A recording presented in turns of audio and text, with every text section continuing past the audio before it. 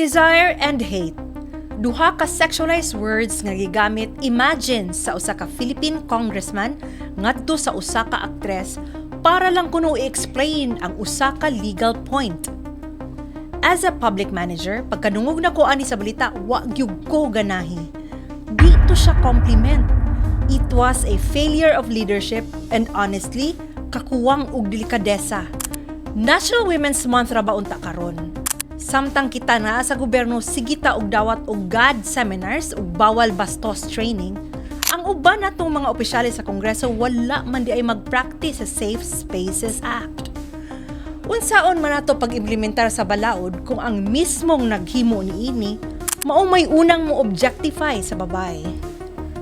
In public service, we are taught responsible communication. Di kay tungod naa nato ang mikropono, pwede na nato isulti bisan unsa ang atong mahuna-hunaan. When you use a woman's body as a rhetorical device, you are poisoning the organizational culture. If kani ang standard sa taas, unsa na lang kaha ang nahitabo sa atong mga local offices? Ang leadership magsugod sa saktong panulti. Ang giingon pagyud sa congressman nga dapat kuno ma-flattered or take it as a compliment. Kani nga mentality karaan na kaayo ni.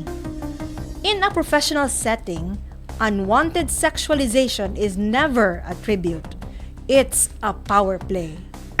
Our microphones are for the people's business, for the people's protection, di para sa inyong mga personal fantasies.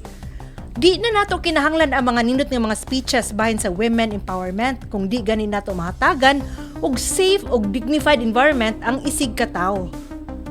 To my fellow public managers, let's demand more. Ipakita nato nga ang integrity in service nagpasabot og disiplina sa lihok ug lakip na sa sinultihan. Dignidad dili bastos. It's time we raise the bar for public discourse.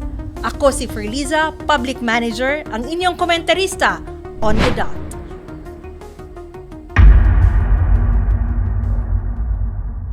TV is a proud member of Philippine Press Club Incorporated.